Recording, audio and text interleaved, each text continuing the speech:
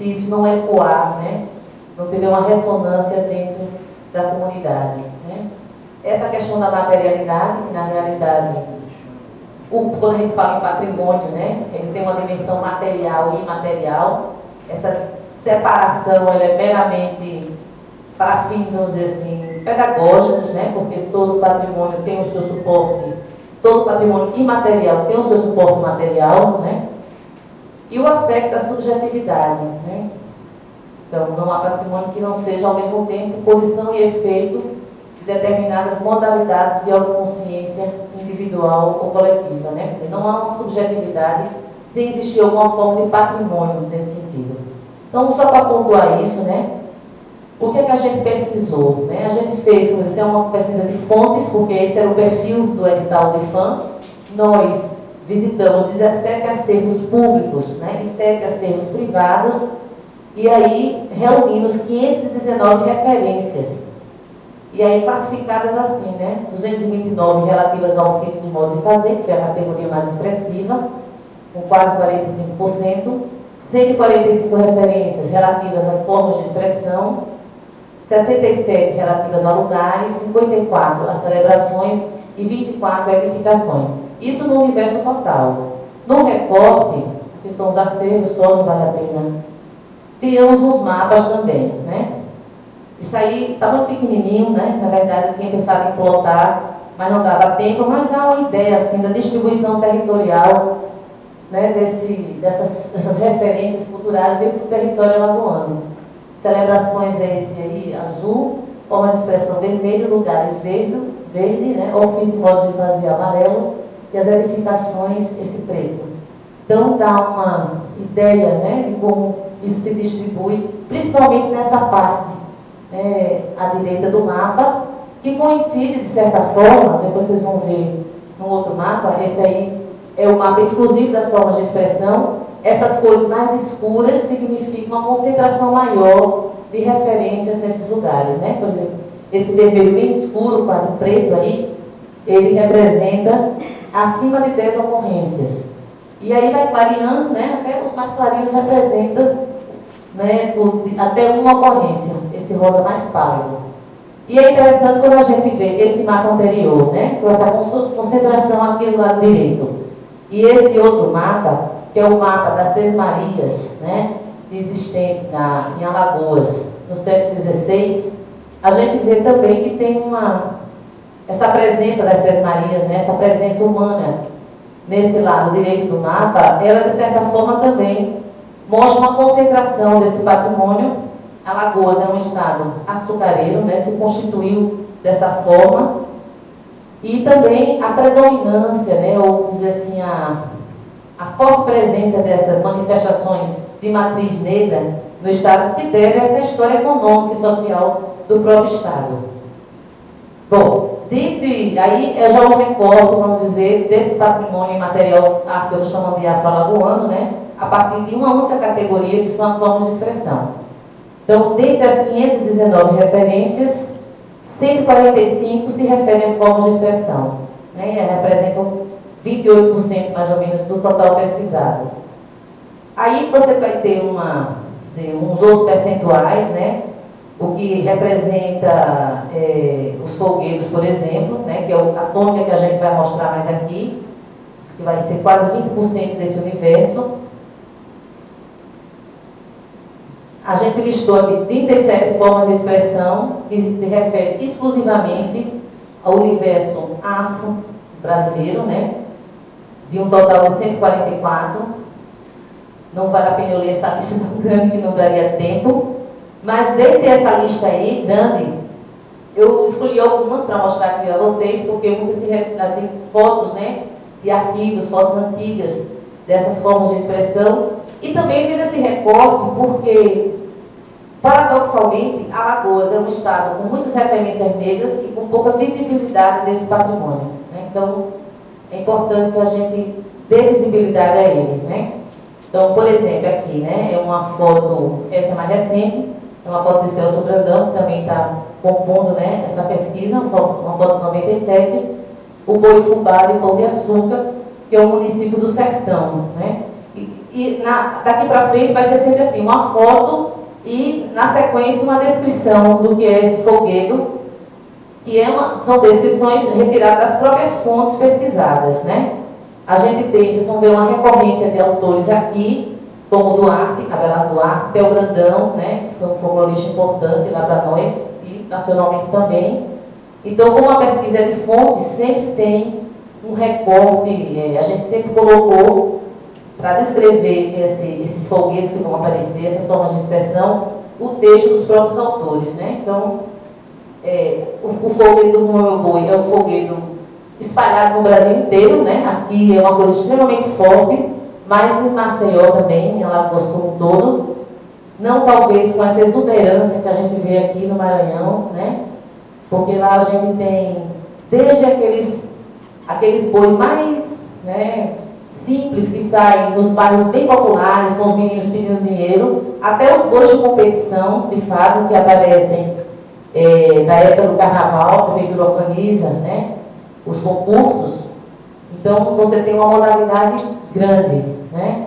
E a gente sabe que, você tem aqui a definição de Abelardo Duarte, né, que folguedo do Meu Boi é um dos mais antigos, levados entre nós, em Alagoas, no caso, né?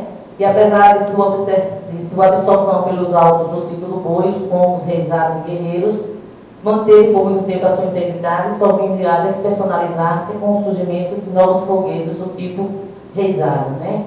Abelardo Duarte vai escrever uma importante obra que ficou invertida, né, 57 a 75, que foi agora, inclusive, reeditada, né? E talvez seja o único pesquisador no campo, assim, da cultura popular que deu visibilidade a essas formas de expressão de matriz africana em Alagoas, né?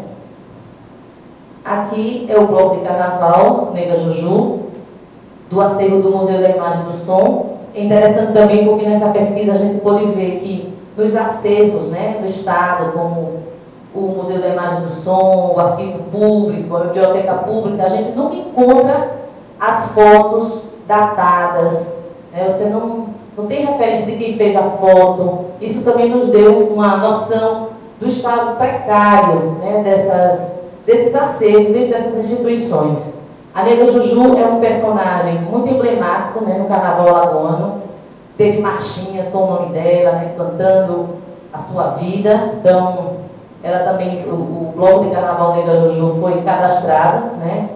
Aqui já é Zé Maria Tenório, que foi nosso convidado lá, Alexandre, você se lembra, né? Que também é um estudioso, está hoje em Sergipe, que vai fazer considerações aqui sobre o carnaval, né? Carnaval que teve um auge importantíssimo em Maceió dos anos 30 aos 60, que hoje a gente não tem mais carnaval em Maceió. Maceió se consolida hoje como uma cidade de carnaval fora de época. Então a gente tem as prévias carnavalescas e é um lugar que no carnaval fica cheio de turismo da terceira idade. Quem não quer carnaval, corre para Maceió. E é um contraste quando a gente vê um ambiente assim, né, dos anos 50, mais ou menos, 40, que o carnaval no centro da cidade, né, que lotava. Aqui também, quando os grupos carnavalescos já entram num declínio, surgem as escolas de samba, e essa escola de samba circulista é desse período, né, se não me engano, ela é de 57, 53, essa, né. E aqui é interessante só porque a gente observa também a presença de instrumentos, né, que estão associados a esse universo africano, como o reco-reco, por exemplo, né, que é a definição, né. Aqui é o guerreiro, né, aí particularmente o guerreiro de Mestre Venâncio, que já faleceu, né, e o guerreiro é, dentro desse conjunto de folguedos em Alagoas, o que seria o mais recente, né, ele data mais ou menos do final dos anos 20, e ele se tornou vamos dizer, a manifestação de referência, né? Ele é um ícone fortíssimo do estado de Alagoas, apesar de ele não ter a antiguidade dos outros. Então, é outra foto aqui de outro guerreiro, de Penedo. Aqui também, né, do acervo do Misa. Essa senhora aí, Dona Vitória, faleceu ano passado, né? A gente tem perdido muitos desses mestres. Então, tem aqui, né, novamente, aí o Theo Brandão, e o guerreiro é apontado como um folguedo legitimamente alagoano, né? E é interessante porque ele parece ser uma negociação desse universo africano com o universo branco católico, né, essa referência das igrejas no chapéu, talvez por ele ser mesmo esse folguedo de mais negociação, ele tenha se firmado, tenha se celebrizado, né, com um símbolo local, né. Todas essas referências que eu estou colocando aqui, elas dizem respeito a esse universo afro-brasileiro, né, que são as bandas de esquenta-mulher, bandas de pífano, né, como a gente queira chamar também, que são muito presentes lá em Alagoas, né, essa particularmente é de São Sebastião. Aqui uma mais antiga, né, uma foto do próprio Theo Brandão, do acervo do Museu Theo Brandão, de Antropologia e Folclore, que a gente não tem referência nem de ano, né, nem de local. Então, também aqui a Belardo Duarte, né, de origem negra, a orquestra popular esquenta mulher, composta geralmente de 2 ou 3 pífanos, ou pífanos, né, um bombo, zabumba e uma caixa. E aí vocês devem conhecer essa manifestação, não sei se ela acontece por aqui, né, e ela também é chamada, esse nome de esquenta mulher, né, porque diz, né, o que ela provoca nas mulheres quando toca, né, uma animação muito grande. Então, muito comum nas festas de Natal, no ciclo junino também, e também presente numa série de festas religiosas. Aqui é também um fogueiro quilombo, na cidade de Limoeiro de Anadia. O quilombo é um fogueiro que você não tem em muitos lugares, né? Em Alagoas ele está muito associado ao episódio do Quilombo dos Palmares, realmente, né? Da Odisseia lá palmarina. E ele se constitui numa luta entre caboclos e negros, né? Pela disputa, aqui aparece a rainha, né, do quilombo, porque ela é o objeto da disputa também, dessa luta, né? Encenada uma luta, que tem um final horrível, né? Porque no final os índios vencem e os negros perdem, né? Quer dizer, de certa forma, tem a ver com a história do episódio da destruição, quando os negros, né, o quilombo é destruído e os negros são capturados, né? Então, também aqui, novamente, a Belardo, Arthur Ramos, né, que também é uma referência fortíssima. Quilombo é um alvo da própria história dos negros no Brasil. Ele é apontado, né, por essas fontes como puramente alagoano, evocando, então, a Guerra dos Palmares, né? As baianas, uma foto do Misa, e aqui também, né, do Misa, as baianas de Mestre Terezinha. É apontada por alguns autores, né, como sendo de origem pernambucana, por outros como sendo de origem alagoana e por alguns confundido de origem baiana pelo próprio nome, né? E apontada também como uma variante do próprio maracatu. Então, a gente tem, né, as baianas passaram um tempo desaparecidas, né, do cenário assim alagoano. Hoje elas estão muito mais presentes, né, inclusive com gravação de CDs, uma participação mais ativa. O maracatu, que a gente está vendo reviver, né, reaparecer em Alagoas agora, inclusive ontem, houve uma coroação, né, de um maracatu nação, que foi uma pena não estar lá para ver, mas os maracatus eram muito fortes nos anos 20, nos anos 30, que desapareceram também muito por conta de um episódio que aconteceu em 1912, que foi a quebra dos terreiros em Alagoas, né? E existiu muitos maracatus vinculados a essas casas de culto. Então, com a destruição dessas casas, que aconteceu na capital e no interior, muitos desses grupos também foram desbaratados, né? Então, de 2 anos para cá, começam a ressurgir maracatus e vinculados novamente a casas religiosas, né? Que é um fenômeno interessante da gente observar. Bom, eram formas de expressão, mas eu também escolhi aqui mostrar uma foto de um lugar, por ele ser muito emblemático, né, que é o Lago da Serra da Barriga. Então, dentro dessa classificação do patrimônio imaterial, né, lugares é uma das referências, né, uma das categorias, e aí, no caso do nosso território, a Serra da Barriga é talvez o lugar mais emblemático dessa origem afro-brasileira e afro-lagoana, né? Aí, então é um lago que existe, não sei se vocês conhecem a Serra da Barriga, mas esse mês, particularmente em novembro, é um lugar extremamente visitado, e essa foto mostra um pedaço, né, que é o lago. Então, tem aqui também uma descrição, não vou ler porque não teria muito tempo, né? E também esse outro lugar, que é a Praça Moleque Namorador.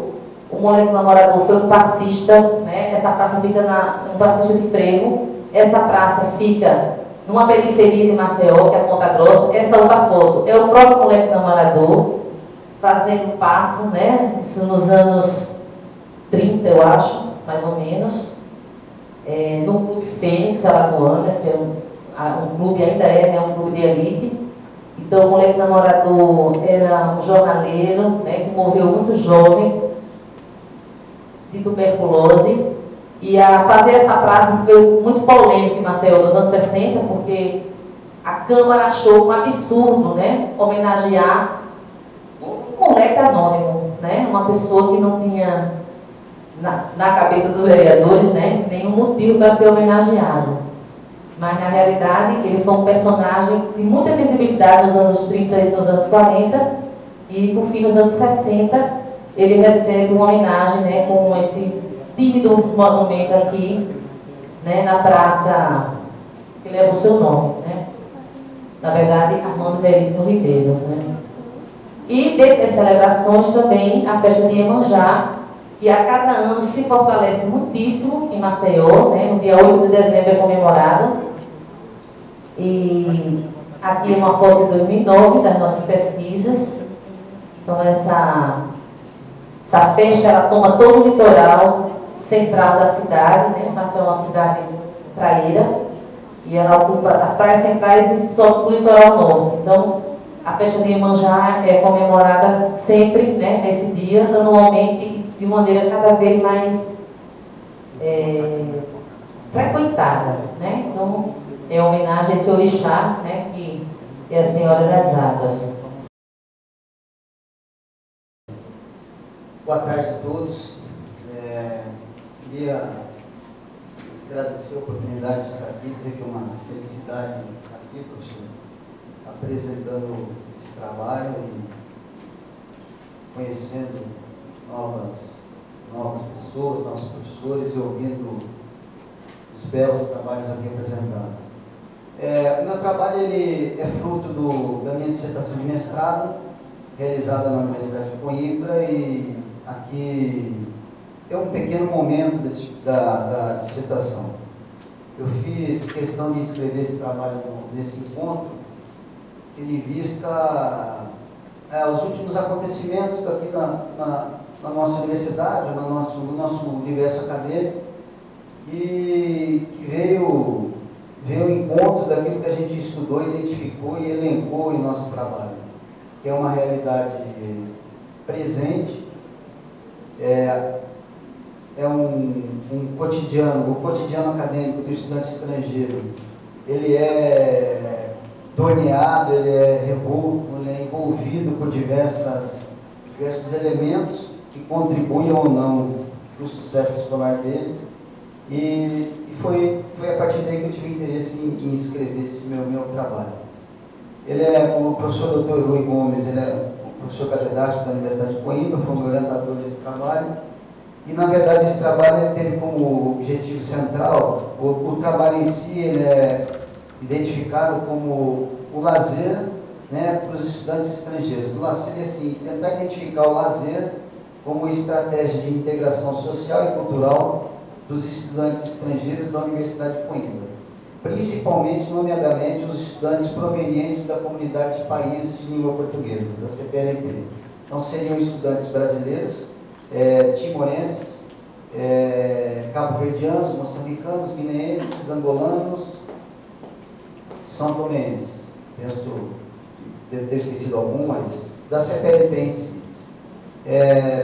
Parte do contexto, né, da premissa do cruzamento desses três elementos, dos efeitos da globalização. Não vou me ater muito aqui, vou tentar ir mais direto aos resultados, ao objetivo da nossa apresentação, da internacionalização da Universidade de Coimbra, e do aumento de estudantes estrangeiros no ensino superior português, né? A gente sabe que as universidades hoje têm procurado cada vez mais se internacionalizarem, aumentar o seu número de estudantes estrangeiros, né, entendendo que isso é um fruto de uma possibilidade de um processo muito maior, que é um processo da globalização, onde o fluxo migratório ele aumentou significativamente. E, é claro, a gente sabe também que as universidades têm interesses em ter estudantes estrangeiros no seu corpo, né? Não só estudantes, mas como professores também. A Universidade de Coimbra é uma universidade muito antiga, uma das primeiras do mundo, foi fundada em 1290 e foi responsável pela formação pedagógica, jurídica do pensamento brasileiro, né? O pensamento jurídico brasileiro foi formado na Universidade de Coimbra. Já é uma universidade que já tem um caráter de internacionalização há muito tempo, né? Mas, mesmo assim, ela vem, em cada ano, buscando se internacionalizar mais. E o nosso estudo se inseriu justamente nessa amostra, nesse entendimento de que uma universidade que procura cada vez mais se internacionalizar, partindo de um contexto de uma universidade muito antiga, que já tem toda uma prática, todo um contexto, todo um know-how de internacionalização, que recebe muitos estudantes. O nosso estudo ele partiu desse entendimento de que será que essa universidade, como que ela recebe esses estudantes? Como que esses estudantes têm o seu cotidiano acadêmico, né? Nós fizemos aí um estudo em cima da comunidade da CPLP, que é a maior comunidade de estudantes estrangeiros da Universidade de Coimbra. Em 2006, eles tinham aproximadamente 650 alunos acadêmicos, né?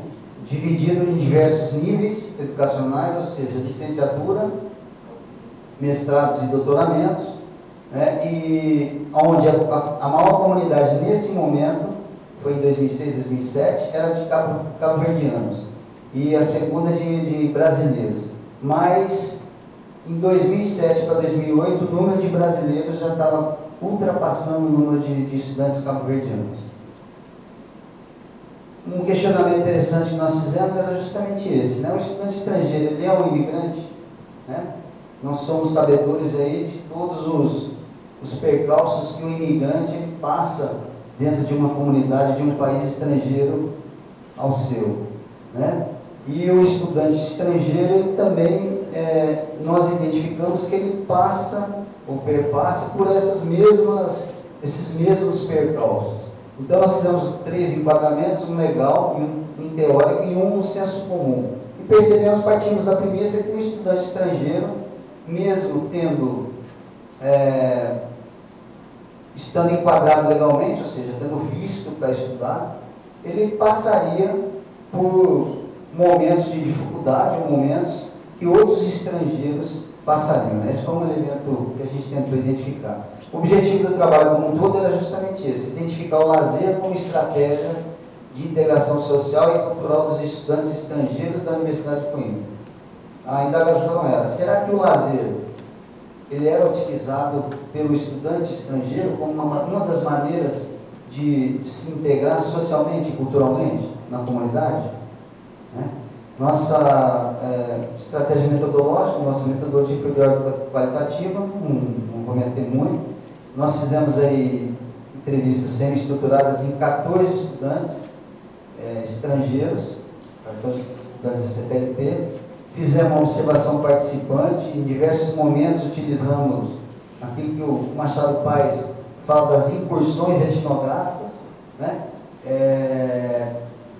Por diversas vezes, além de eu ser um estudante estrangeiro também, inserido no mesmo universo e passar pelas mesmas dificuldades, no mesmo percalço, a gente por diversas vezes se inseriu dentro do universo desses estudantes, de outros estudantes, cabo-verdianos, guineenses.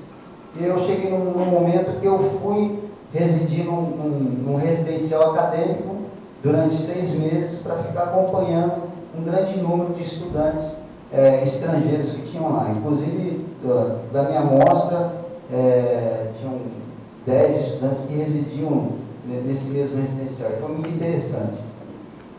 E aí a gente entendeu que para tentar descobrir se o lazer era utilizado como estratégia pelo acadêmico, a gente entendeu que seria interessante a gente identificar a trajetória desse estudante dentro da Universidade de Coimbra.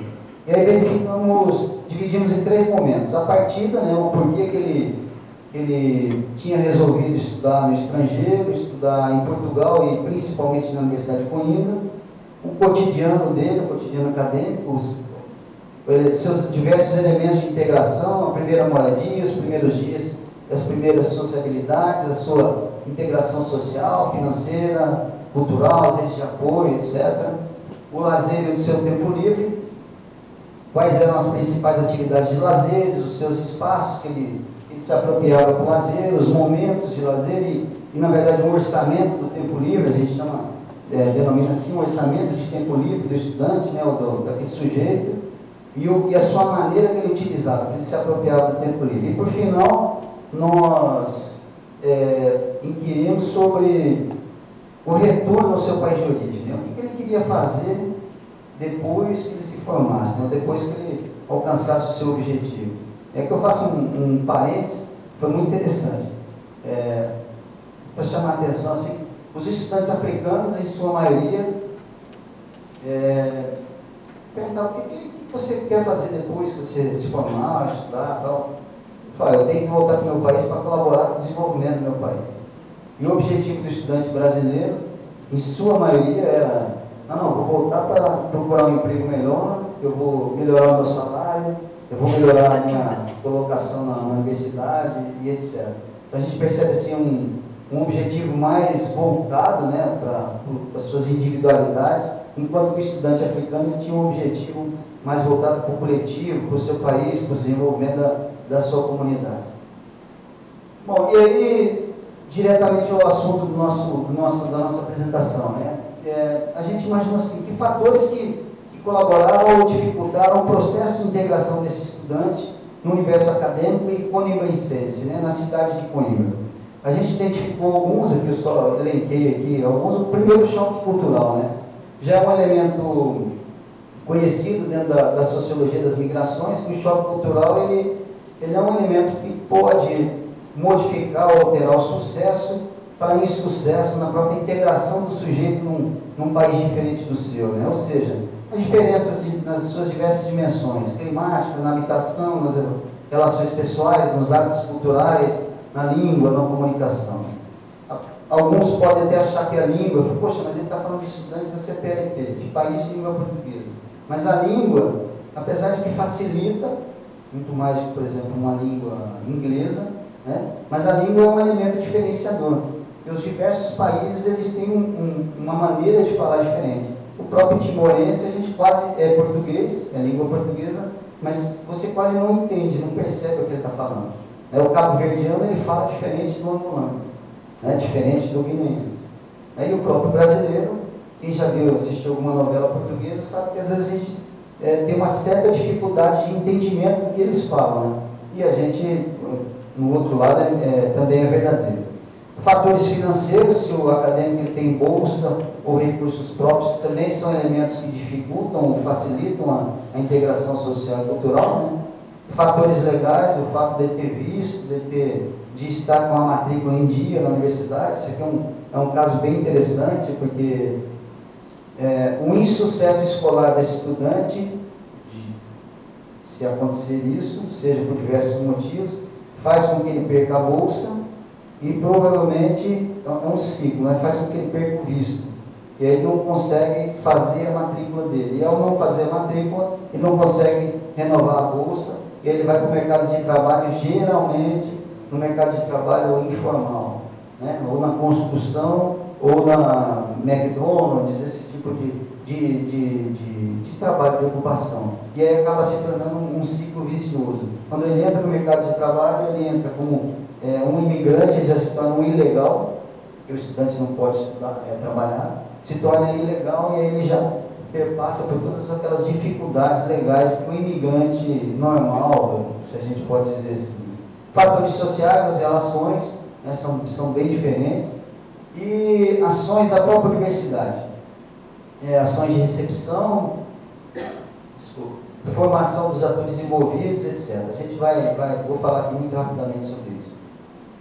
E aí a gente denominou elementos facilitadores e constrangedores dessa integração cultural e social, né?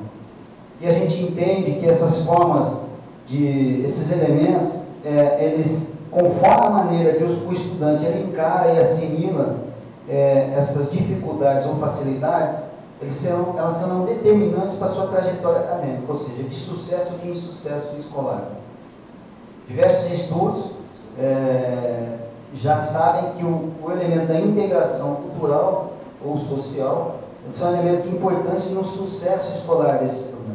Sabe-se que muitos estudantes que não tiveram sucesso escolar e foram para o mercado de trabalho, ou tiveram uma outra situação mais extrema, e extrema a gente pode até, claro, muito extrema, a gente pode comentar um caso muito conhecido, se não me engano, do estudante coreano nos Estados Unidos, numa universidade, que num determinado momento resolveu atirar em, sei lá, uma série de colegas, número de pessoas, e foram verificar que além de problemas de ordem psicológica, ele também tinha problemas de integração física, integração social e cultural, né?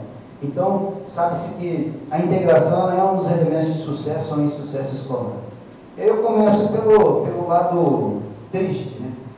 Elementos constrangedores que a gente elencou sobre que dificultam o processo de integração. O choque cultural já foi falado. Eu trouxe aqui algumas falas dos meus entrevistados, né? Então, complicado, é difícil. Primeiro, por causa do clima. O clima é um elemento que dificulta, mas são elementos que são conhecidos e fáceis de se transpor, né?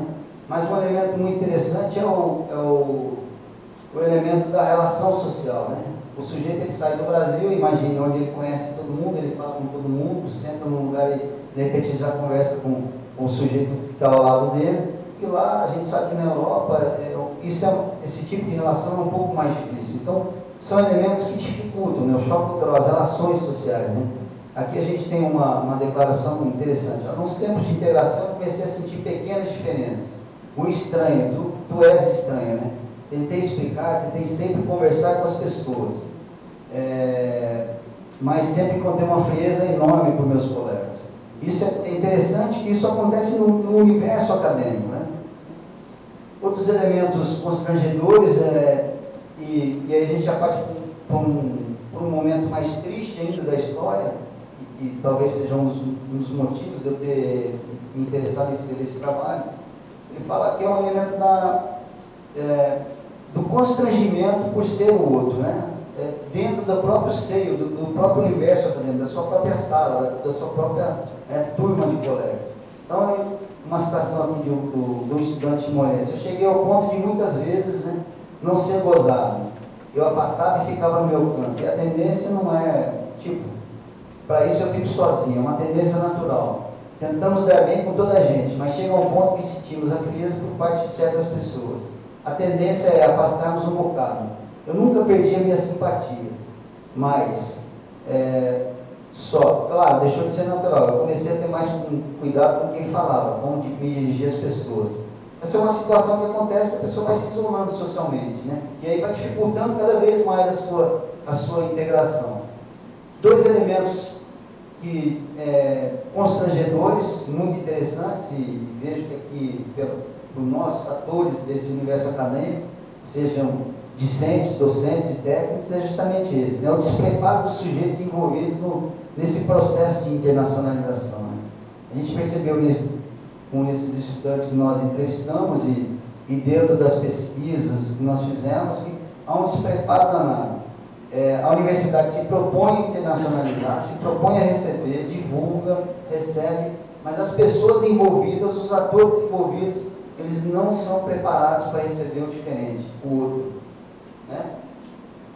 Receber aquele que tem um hábito cultural diferente, uma maneira de se vestir diferente, uma maneira de falar. E a gente percebeu que isso tudo acaba refletindo em ações muito constrangedoras. A gente percebeu que o racismo e o preconceito, ele é vivenciado dentro da trajetória desse estudante. Aqui, num questionamento que eu fiz com os estudantes, se eles já tinham percebido atitudes racistas sofridas em Coimbra e em Portugal, né? E vejam que a maioria, apenas um estudante disse que não. 13 estudantes disseram que sim, né? E aqui, é claro, eu utilizei aqui uma classificação do autor chamado Jorge Luiz Vala, se não me engano. Ele classifica o racismo, o preconceito em sutil, flagrante, e aí depois eu perguntei se identifiquei, categorizei, né, como pelas falas, pelas entrevistas. Um outro momento aqui, eu questionei se os estudantes tinham percebido atitudes racistas no ambiente acadêmico. E aqui a gente percebe que houve um grande número de estudantes, né? Então vejo que isso é uma realidade. Então, olha, eu vou muito rapidamente aqui. Em termos acadêmicos, eu senti algumas vezes é isso, ou seja, apesar de nos saberes que por vezes tivesse um trabalho melhor, o professor não dá a nota devida para ele. Isso é uma realidade. Teve uma aluna que ela citou que as pessoas não conversavam com ela, nem os colegas de turma e nem os professores, mal davam voz a ela. E quando ela só teve voz dentro da turma a partir do momento que saiu a primeira nota, que ela foi a melhor nota da sala. E aí as pessoas começaram a considerar ela como uma aluna do meio. E a gente percebe que existem diversas maneiras, né? Então, olha que interessante, tem um cara que serve comida, essa foi uma declaração brasileira. Toda vez que ele vai colocar comida para nós brasileiros, o sujeito da cantina, um técnico, né, da cantina universitária, põe menos do que ele põe para os outros. Ele faz aquela cara de desânimo, vem atender com má vontade, entendeu? Me sinto desanimado, você não entende o porquê de uma pessoa estar te discriminando, sendo que eu não fiz nada. Interessante que depois que ele me falou isso, eu fui na mesma cantina e me identifiquei como brasileiro, tinha um amigo meu português na frente, na hora que ele foi me atender, eu comecei a conversar com esse amigo meu, me dando a entender que eu era brasileiro, e realmente ele destratou, assim, ele serviu menos comida que para o meu amigo português. Foi algo muito, muito interessante. São acontecimentos que estão presentes no universo acadêmico do estrangeiro. Mas, em contrapartida, a gente tem aqui alguns elementos facilitadores da integração. Parte do associativismo, né? A presença de diversas associações estudantis e atividades associativas, de danças folclóricas, a música, a alimentação, as redes sociais, né? Dentro da própria sociologia das migrações, sabe-se que quem tem mais um capital social mais potencializado, relacional, mais potencializado, ele tem melhores oportunidades. As ações da universidade, né, órgãos específicos para atender os estrangeiros, e aqui eu chamo a atenção de um órgão bem específico, a provedoria dos estudantes da CPLP. É algo que aqui na universidade a gente até já deu sugestões para a própria reitoria. E finalizando aqui, a gente identificou os protagonistas positivos. Se por um lado tem aqueles professores ou colegas de turma que não dão muita atenção, não estão preparados para receber o estrangeiro diferente, por um outro lado, tem algumas pessoas que têm, com ações individuais, elas se tornam protagonistas positivos, que a gente denominou dessa maneira, né, nesse processo de integração.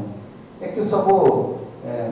a dona Maria, a Maria José da biblioteca, né, foi interessante. O coordenador do curso, que foi lá receber o estudante estrangeiro, levou os alunos para a pensão onde é que eles iam, o orientador, o professor Dr. Manuel João, né, que toda vez que atendia os alunos estrangeiros, explicava como é que funcionava, explicava como é que era o funcionamento do tempo pedagógico da universidade, o orientador que levava, que nem o estudante brasileiro de doutorado, né?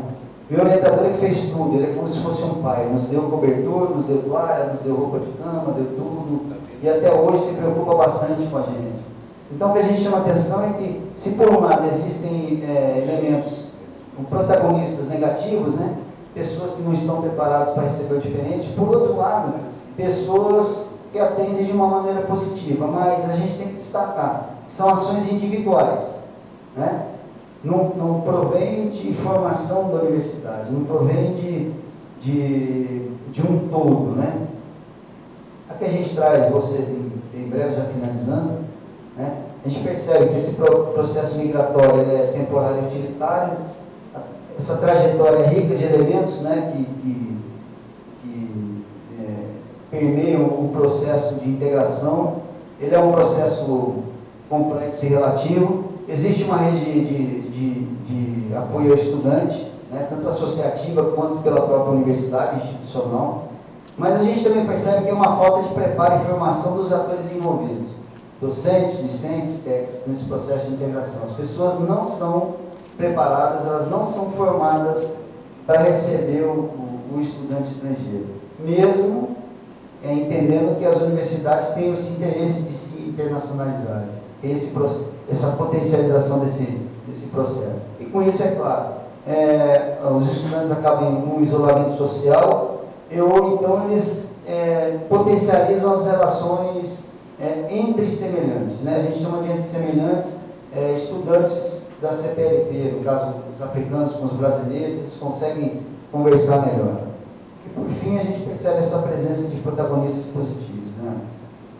Aqui finalizando, eu vou dar um pensamento dentro de uma entrevista de um estudante cabo-verdiano, que apesar de tudo, né, dessa trajetória acadêmica que ele passa, então ele fala que é mais do que uma passagem acadêmica para uma formação da vida, né?